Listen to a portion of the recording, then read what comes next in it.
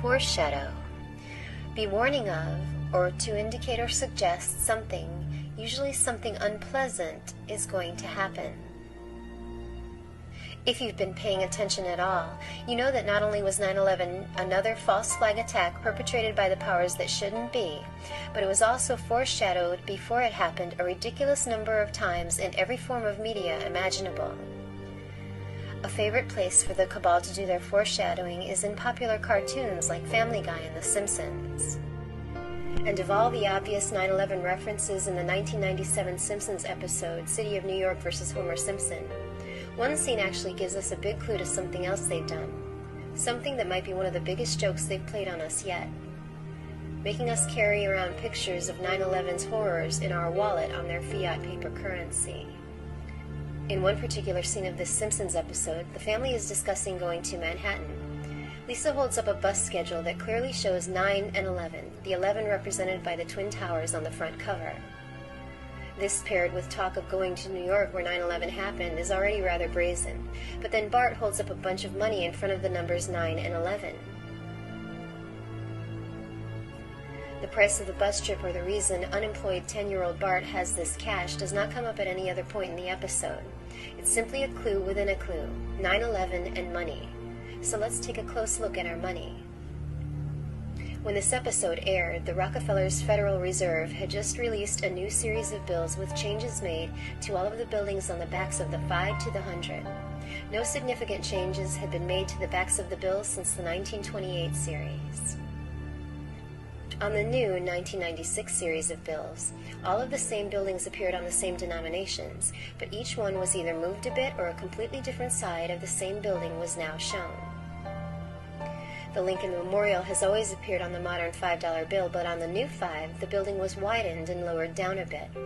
On the new 10, the Treasury building has gone from an angled view to a dead-on frontal view. The new 20 has gone from showing the famous view of the south side of the White House with the round portico to the completely opposite north side. There are actually two new 50s. The old bill from 1928 showed the east side of the Capitol building, but as of the 96 series, the west side now appears. The 96 series shows a blank sky behind the building, but as of the 2004 series, big white clouds appear behind the west side view. They barely touched Independence Hall on the back of the $100 bill, except to move it up just slightly. To see these pictures for yourself, you'll need a current $5, $10, $20, and $100 bill.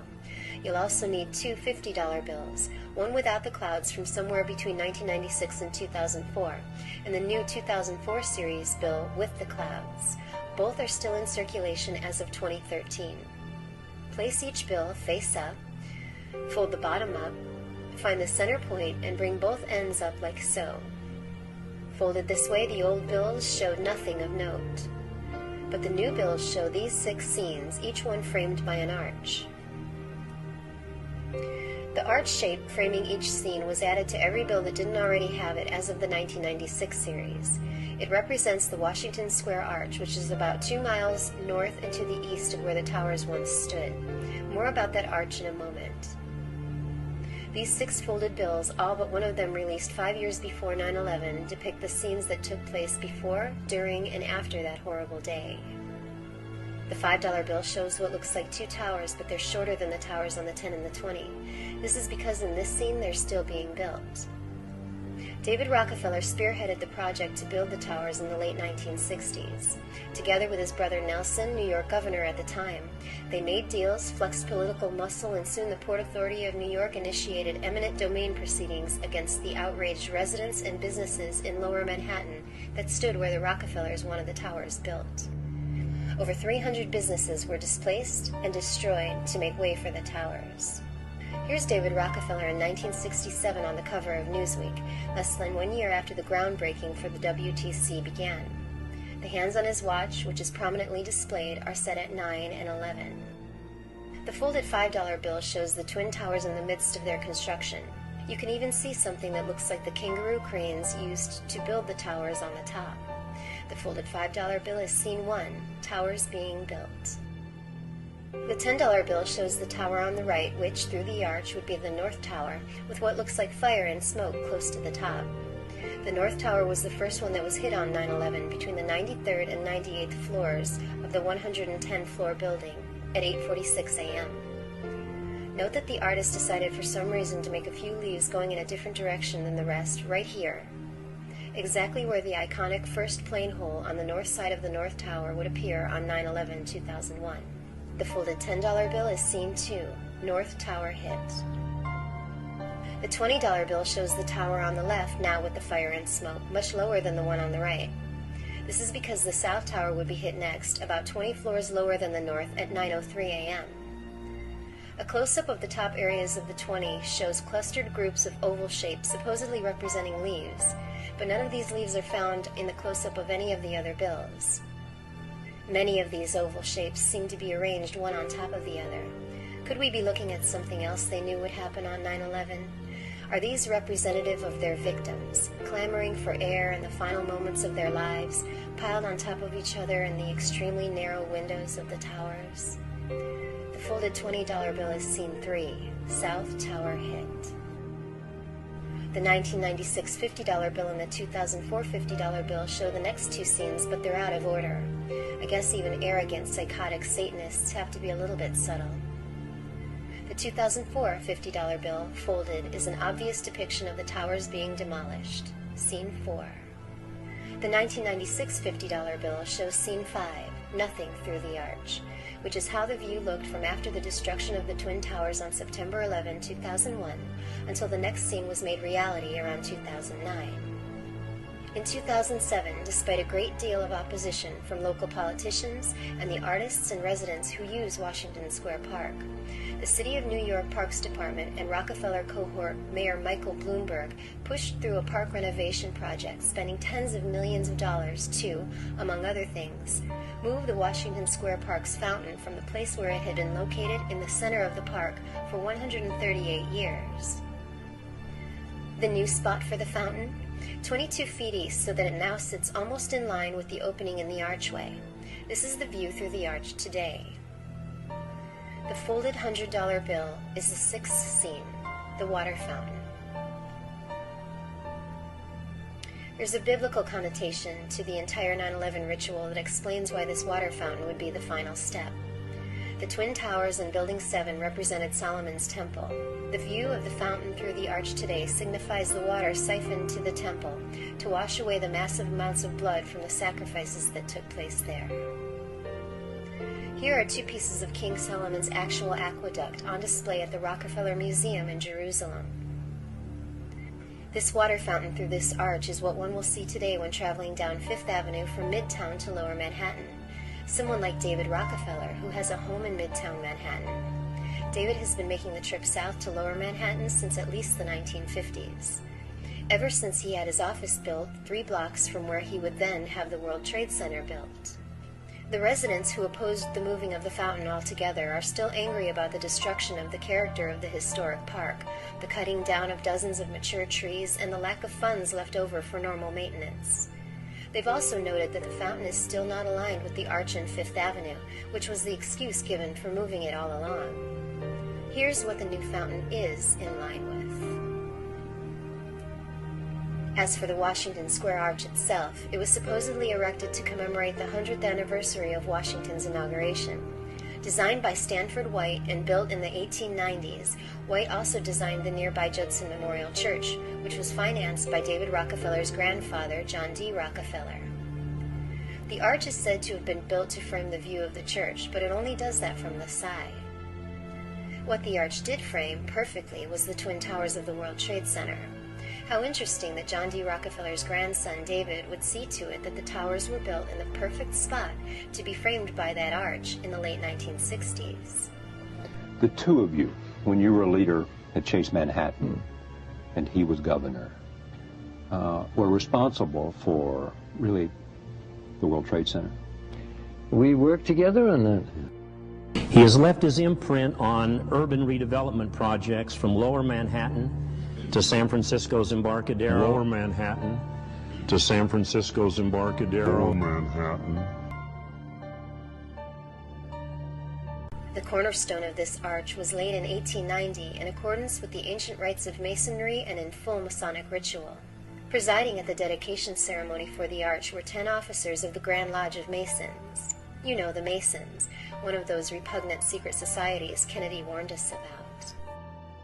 The very word secrecy is repugnant in a free and open society, and we are, as a people, inherently and historically opposed to secret societies, to secret oaths, and to secret proceedings. In 2000, the New York City Parks Department embarked on an extensive restoration of the arch. They unveiled and rededicated the arch on August 16, 2001, just 26 days before it would frame the most horrific mass murder in the history of the United States. The arch has 2 inscriptions on it. One is a George Washington quote that ends in the words, "The event is in the hand of God." Washington was talking about the creation of the Constitution when he supposedly said this. There are also 2 16-foot-tall statues of Washington on the arch. Behind the statue on the west side of the arch, a figure called Justice is holding a book directly over the statue of George Washington's head. The book says, in Latin, Exitus acta probat, which translated means, the outcome justifies the deed, or in other words, the end justifies the means. What event and what deed could the Masons who erected this arch have been referring to?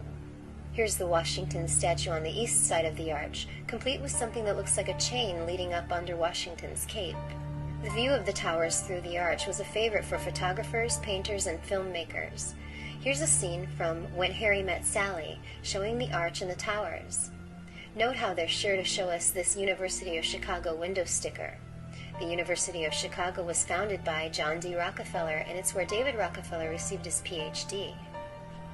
To recap, the $5 bill shows the towers being built, complete with the cranes used to build them. The $10 bill shows the North Tower burning and the iconic first plane hole. The $20 bill shows the South Tower now also burning and human head-shaped objects stacked up like the doomed innocent men and women in the windows on 9/11. The 50s show the towers exploding into dust and the empty sky afterward. And the $100 bill shows the water plume of the new, arbitrarily moved for no apparent good reason and at tremendous expense, fountain in Washington Square Park. All framed by the Washington Square Arch, with its cryptic inscriptions, Masonic roots, and statue of our first president and father of our country with what looks like a chain on his leg. Could this arch have been built to frame a liberty-destroying false flag like 9/11? Since it was erected in the late 1800s, this might seem like a ridiculously long time to wait for the event that justifies the deed, but maybe the event was supposed to happen much earlier. In fact, in the early 1900s, some unidentified, extremely affluent financier approached famous Spanish architect Antoni Gaudí to design a hotel to be built in Lower Manhattan. Gaudí's Gothic-inspired creation would have had at least one 1,100-foot-tall tower. For unknown reasons, the plans fell through. Gaudí, a religious man, abandoned all of his secular work and cloistered himself inside the workshop of La Sagrada Familia. Turns out, Gaudí's Gothic hotel would have been built on the exact spot where the Twin Towers, with their Gothic-inspired exteriors, would be built in the late 1960s thanks to good old David. Could the mysterious, extremely affluent financier have been John D. Rockefeller? Could the plan have been put on hold because the richest man in history had also become the most hated man in America? Ida Tarbell's book and character study exposing his evil turned public and political opinion against him. The 1914 Ludlow Massacre didn't help the Rockefeller name either. John D. Rockefeller spent much of the last 30 years of his life in hiding. On page 4 of his 2002 autobiography entitled Memoirs, David writes of how pleased he is that people close to his grandfather say that he is the grandchild most like him, and that he was very much his grandfather's favorite. What's with the Rockefeller family's apparent desire to make sure that a Gothic building went up on that spot in Lower Manhattan? Well, short of a confession, we can only speculate, but the Goths were basically a Germanic people who, in the 3rd to the 6th century, basically went around ravaging, pillaging, and plundering much of Europe. When they conquered Rome, they destroyed the ancient buildings and built new Gothic structures. The 2006 New York Sun article entitled American Gothic is about John D. Rockefeller's love of Gothic architecture. Rockefeller financed the Gothic Riverside Church and the Gothic Central Presbyterian Church, both in New York, And there are many Gothic buildings on the campus of his University of Chicago, including the Rockefeller Memorial Chapel. The Rockefellers are of Germanic lineage. They came to America from Germany in the early 1700s. Are they descendants of the Goths or Visigoths? Do they feel that they're completing the work of their ancestors? Is their goal to destroy the American Empire just as the Goths destroyed the Roman Empire? On page 55 of Divided We Stand, a biography of the WTC published in 1999, the author seems to make that connection. He's writing about the decision to build the towers, and he actually compares it to the Visigothic armies closing in on Rome. Here's page 405 of David's book Memoirs again. Here he admits that he's proud to be part of a secret cabal working against the best interests of the U.S. The horrors of 9/11/2001 happened inside two 1,300-foot death traps that David is responsible for building. Has there ever been an event that worked more against the best interests of the U.S. than 9/11? I actually was there and saw the building collapse. This family made their fortune here, then set to work using that money and the power that it brings against the rest of us. They covertly control everything that matters: education, medicine, our politicians, our military and economic systems, and our media. In the words of John D. Rockefeller himself, competition is a sin. They already have all the money they could ever want. Now they want complete control of the rest of us. False flags like 9/11 and their mass shootings are designed to make us give up all of our rights and take away our means of defending ourselves. Every incident is a step toward their plans for world government, with themselves and their cronies running things. Unfortunately, the story of the pictures on the money doesn't end here either. A new $100 bill is due to be released on October 8th of 2013, and they've made major changes to the picture of Independence Hall. Remember, this is the building that underwent the smallest amount of change on the 1996 series. Now the building is being shown from the completely opposite side, the north instead of the south.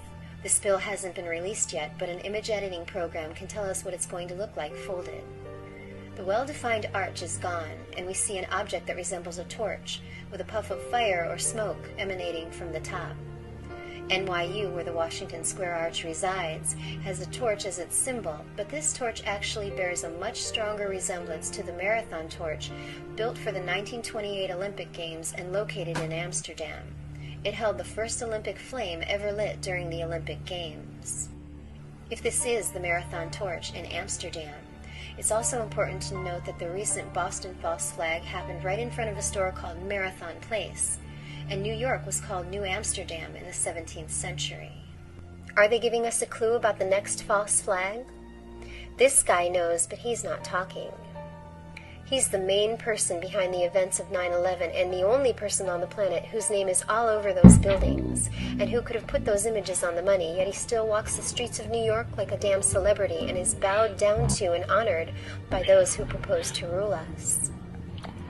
Let's put a stop to his reign of terror on behalf of the almost 3,000 people he killed on 9/11 and on behalf of the billions of others that have perished due to him and his family. This is the only way, in the words of John F. Kennedy himself. Man will be what he was born to be, free and independent.